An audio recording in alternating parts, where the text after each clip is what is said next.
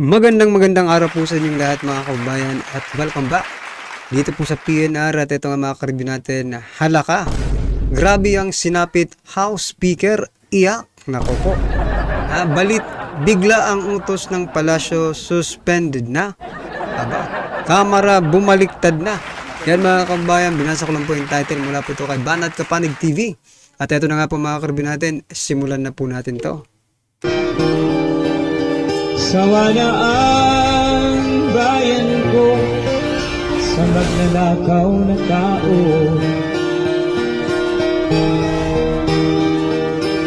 Ito ang breaking news ngayon. Viral ngayon sa mundo ng social media. Sa ginawang peace rally ng Iglesia ni Cristo, makikita ang milyong-milyong membro nito na nagkaisa mula Luzon, Visayas at Mindanao bilang pagsuporta sa sinabi ng Pangulong Bongbong Marcos na ang plano ng impeachment complaint laban kay Vice President Sara Duterte ay magdudulot lamang ng gulo sa bansa at hindi ito nakapagbibigay ng benepisyo sa mamamayang Pilipino at mas may dapat na pagtuunan ng pansin. At gusto naman ng INC na magkaisa at harapin ang tunay na problema ng bansa. Congressman Rodante Marcoleta nagsalita na sa harap ng milyong-milyong INC members sa buong Pilipinas.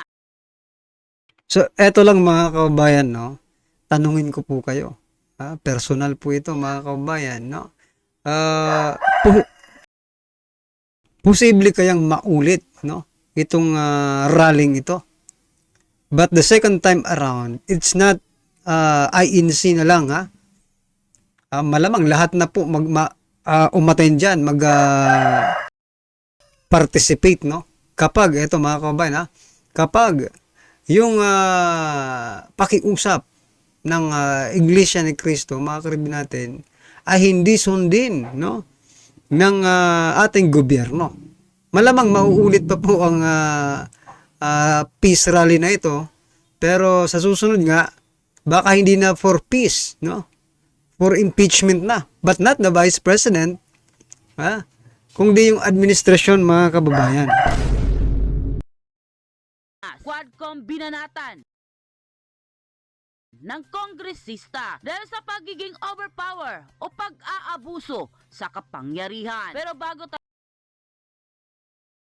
magpatuloy mga kapanig, kung bago ka pa lamang sa aming channel ay wag So yan mga kababayan, subscribe na po kayo. Maraming salamat po. Palike din po ng video. Updated ka pa lalo sa lahat pa ng mga bagong videos na i-upload namin.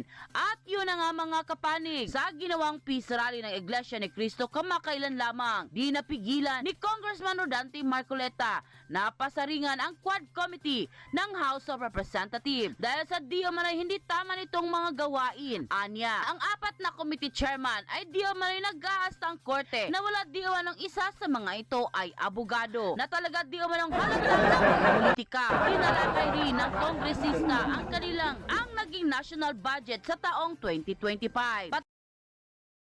So yan mga kababayan, napapag-usapan po yung Quadcom, no? Sabi nga po ni Congressman Marcoleta, no one is attorney, no? Wala pong abogado doon sa kanilang mga chairperson, no? But then again, mga karibyo natin, ang lalakas ng loob na magpakulong, di ba? Ang lalakas ng loob na mag-contempt, di ba? Nanlilisik pa yung mata na, hindi ko nabanggitin yung pangalan mga kababayan, pero I think alam niyo po, nakasagutan po yan ni Congressman Marcoleta dyan po sa Kongreso, no? Nanlilisik pa yung mata ng isa dyan. Nako, destroyer pala ng ating bansa nung kabataan niya pa. Guest who mga kababayan? Pati ang pagtaas ng presyo ng mga pangunahing bilihin sa bansa, lalo na ang kuryente, na dapat ito di umano ang pagtutuunan ng pansin ng mga mambabatas na gumawa ng mga batas para masugpo ang kahirapan ng bansa at hindi ang pagpapatalsik sa isang leader na binoto ng milyong-milyong taong bayan. Halata di umanong namumulitika ang mga ito dahil ayon nga kay Congressman Pulong Duterte, noon na malaki ang bayad ng mga kongresista sa bawat session hearing. Dagdag pa ng kongresista na sa ginawang aksyon ng mga Quadcom na ito ito ay hindi na di umano in aid of legislation, lalo na di umano ang mga ginawang mga resource person ng committee ay pawang mga galit sa mga Duterte. At ang iniimbestigahan lang ng Quadcom ay ang confidential funds ng pangalawang Pangulo at bakit Ito pa nga mga kababayan nakakapagtaka, no? Yung statement ng ating President, BBM, no? Napaka-strong dun po sa sinasabi niya. Kaya nga sinuportahan ng INC yung sinabi niyang wag na nating yan. Yung plano niyong impeachment, hindi yan makakabuti sa atin. Magkakawatak-watak lang, no? O yan, sinuportahan ng INC. But, etong nakakapagtaka, ha? Ang nakakapagtaka po, mga kababayan, wala naman walang aksyon, no? Sa pinag-uutos ng Pangulo, no? Si House Speaker Martin Romualdez kasi hawak niya po ang House of Representatives, di ba? Ang utos ng Pangulo ay ito. Pero ang ginagawa nila is different from what is being pinag-uutos ng ating Pangulo, mga kababayan. Di ba? So anong lumalabas dito? Walang kapangyarihan ang Pangulo na mag-utos sa Kongreso? Or no? Hindi kaya ng ating Pangulo ang Kongreso. Or magkasabwat ang Pangulo at ang Kongreso. Pumili na lang kayo, mga kababayan, Kasi wala tayong nakikitang aksyon coming from the House of Representatives, no? Instead, mga kababayan, patuloy po nilang dinadagdagan, no? Yung mga impeachment complaints nila. Una, isa lang muna kay Castro. Pangalawa, kay De Lima. Pangatlo, yung Akbayan ba yun? May pang-apat na yata no? 4 na po. Sige, dagdagan nyo pa ng dagan. Kasabi nga ng isang napanood ko, kahit umabot pa yan ng 100 impeachment complaints, no? Kapag wala namang basihan na mas impeachable offense, no? Wala rin.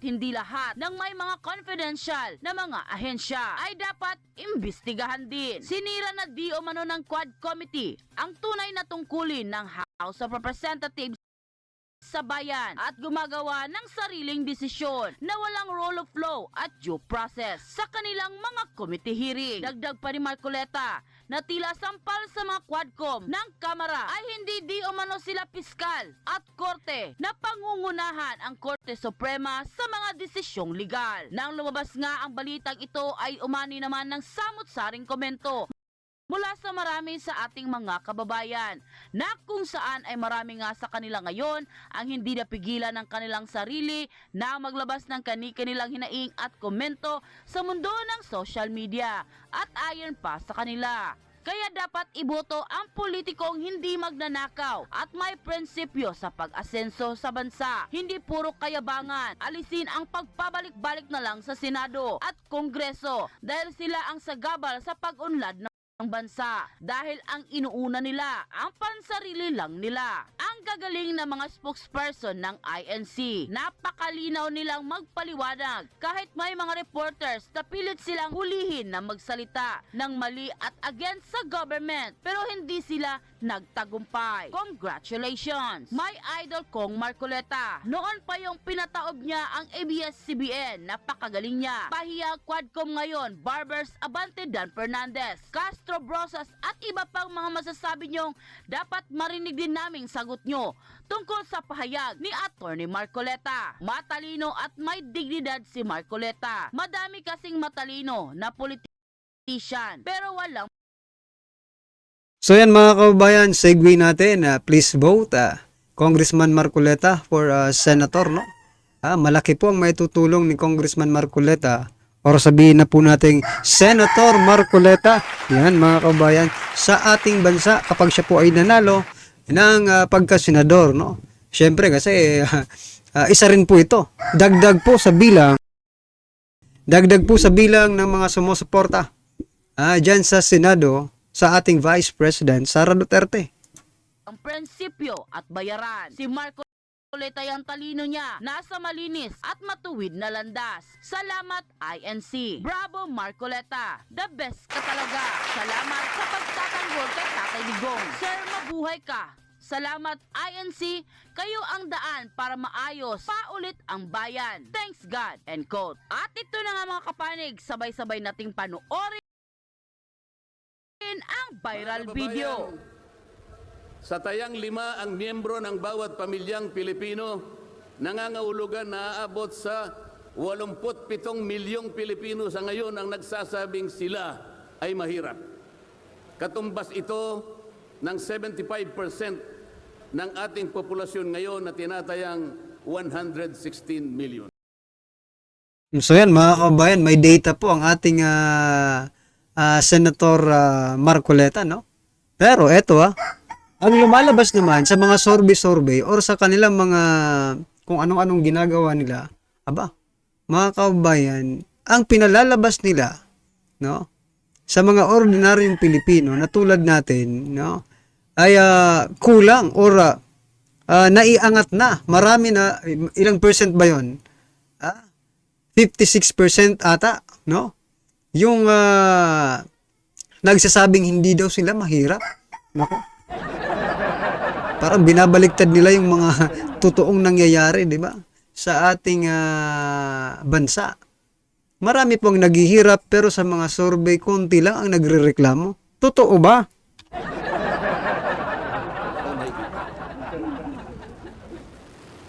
Gusto ko pong banggitin sa inyo at kailangan malaman ninyo na sa taong ito ang ating national budget ay nagkakahalaga ng 6.3 trillion pesos. Ito po ang ating national spending. Ang ibig sabihin, ito pong halagang ito ang gagamitin dapat ng pamahalaan upang tugunin ang lahat ng pangangailangan, pangkabuhayan, panglipunan, pangkalusugan, pangedukasyon, pangseguridad, lahat ng kakailanganin alang-alang sa kapakanan ng bawat isang Pilipino. 6.3 trillion pesos. Ngunit, ang tinatayang magiging income lang ng ating bansa ay kulang pa sa 5 trilyong piso. Ang ibig pong sabihin, meron tayong deficit. Meron tayong kakulangan na 1.5 trillion pesos. Ito po ang ating ipangungutang sa taong ito. 1.5 trillion pesos. Ibig sabihin po, Grabe naman. bawat araw tayo'y Sobrang laki, no? 17.6 billion pesos. Yun po yung ating gasta. Araw-araw. Ngunit ang ating kinikita ng bansa ay 13.4 billion pesos lamang. Sa makatwid, ang uutangin natin araw-araw ay 4.2 billion pesos. Katumbas ng 175 million pesos bawat oras. Napakabigat po na hinaharap na hamon at problema ng ating bansa. Hindi po biro-biro ito. Ito po ay pananagutan po ng ating mga opisyales. Hindi po pwedeng talikuran ito. Ganito. Pero sa akin mga kabayan, no, okay lang naman magano tayo ng mga tax natin, no? Sige, ibigay na po natin sa gobyerno ang tax na. Total, pupunta naman talaga dun yung tax natin eh. Pero lang, ito lang medyo hindi natin matanggap lahat, no? Tayo nagbabayad tayo sa inuutang nila, di ba? Pero kulang po ang nakikita nating mga proyekto. Ibig sabihin, saan po nila dinadala yung kwartang inuutang nila? Di ba? Mapapaisip ka mga kababayan kung saan napupunta ang kwartang inuutang nila. Trilyones po yan mga kababayan, pero okay lang naman eh, di ba? Kasi wala naman tayong choice. Magbabayad talaga tayo ng tax. Kakaltasan tayo ng tax. Magtrabaho ka man sa hindi, magta-tax ka pa rin, di ba? Ang problema lang, no? Kasi obligado na nga po tayong magbayad ng tax. Wala pa tayong nakikitang mga project. Yun na lang sana ang, no, pampalubag loob ng gobyernong ito sa kanyang mga taxpayers, no? Na may magagamit na mga kalsada, hindi lubak-lubak, 'di ba? Mga bridges, seaport, airport, yun na lang po sana. Tulong din ninyo sa taong bayan na mga taxpayer. Kaso, kaya nga nagsisigaw-sigaw tayo, no? Kaya nga nagrally po. Well, kasama siguro ito doon sa kanilang pinaglalaban, mga kabayan ng INC, yung kakulangan ng ating project, di ba? Mga proyekto. Ngayon, puro ayuda lang, corruption. Sino bang matutuwang Pilipino niyan? Sino bang matutuwang taxpayer na yan? Di ba? Magbabayad, sige ka bayad ng tax, pero wala naman na patutunguhan. Kung tayo nga, di ba? Yung mga retired generals nga, sumasabog na sa galit dahil sa ginagawa nila. Kasi alam po nila, di ba? Alam po nila yung nangyayari. Pero yung iba, natutulog pa rin sa kangkungan, sa pansitan, no? Nagbubulag-bulagan pa rin, mga kababayan. Nakita ko, may mga bagong post po, yung mga vloggers nila. Wala talaga, mga kababayan. Patuloy po sila sa pagtatanggol sa kanilang, ewan ko lang. Well, kayo na lang pong bahala kung maniniwala kayo sa kanila kasi may kanya-kanya naman tayong opinion. I'm not saying huwag kayong maniwala sa kanya. It is your right to believe them, mga kababayan. At maniwala rin sa atin, pero I'm not saying na maniwala kayo dito. Mag-research kayo nung sa inyo. Diba? Huwag kayo agad maniniwala sa sinasabi ko. Diba? O sa sinasabi nila. Kailangan nyo rin mag-research. Diba? Or magtanong kayo sa inyong katabi, kapitbahay, or sa inyong sarili, sa inyong napapanood, sa mga mainstream media. Totoo ba ito? Sa social media, totoo ba ito? Bakit? Ang tanong na nga dyan, kung hindi ito totoo, bakit marami ang nagagalit? Bakit nagrally ang ANC? Bakit sumasabog sa galit ang mga retired generals? Kung hindi totoo na may corruption sa ating bansa. Diba? O yan, mga kabayan, huwag po kayong maniniwala sa sinasabi ko. Kailangan nyo rin mag-research or sa sinasabi nila. Pasensya na kung paulit-ulit tayo, Ito na po kalala ang problemang pang-ekonomiya ng ating bansa. Ngunit, hindi po yata ganito ang naging direksyon. Sapagkat sa halip na po, unahin ang mga binanggit nating malalaking problema na kinakaharap ng ating bansa. Ang inuna po ay mga bagay na mauuwi lamang sa pagkakampi-kampi at pagkakabahagi ng ating bansa. Bakit po? Nagtatagpo ng Quadcom. Yung impeachment na yan. Ang buong akala ko po, sa pagtatatag ng Quadcom, ito po ay 4 na komite sa House of Representatives. Kinonsolidate, ginawang isang makapangyarihang komite na ang buong akala ko, ito ang gagamitin para tutukan ang namumuong problemang lumulubha pa na hinaharap ng ating bansa. Napakataas po ng bilihin, lalo na po yung pagkain ngayon. Nagtanong-tanong po ako, ang isang pirasong kamatis last week is 20 pesos. Tama po ba yun? So yan pa, mga kababayan, itong NEDA, malaki ang kasalanan ninyo sa bawat isang Pilipino. Bakit? Doon po sa linabas ninyong data na 16 pesos ba yun? Correct me if I'm wrong, mga kababayan. 16 pesos, hindi ka na po poor food. Hinayutak nga. 16 pesos? Kanin lang yan. Or 21 pesos? 21 ba yun? Kahit sabihin pa natin 100, di ba? Hindi pa rin yung kakasya sa buong mag-araw. Sa buong araw, mga di ba? Kayo kaya ang mag-experiment. Sinubukan nyo ba yung data ninyo? Di ba? Kung meron kang 100 pesos, sabihin na lang natin, nakalimutan ko yung exact na, pero hindi yun nag-100, hindi kaya nag-80 yun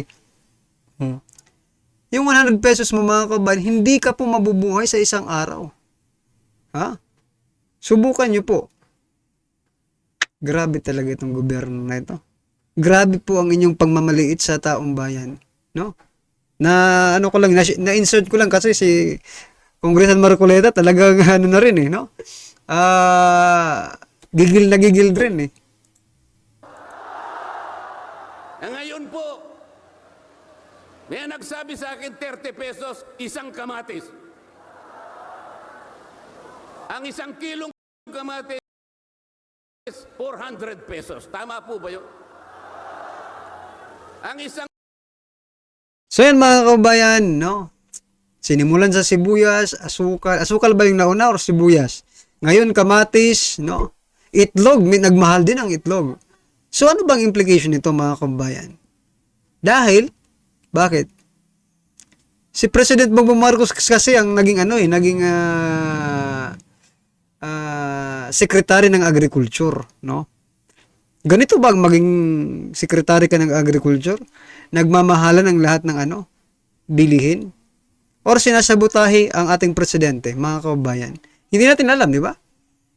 Nagtatanong po tayo, baka kasi, una, di ba?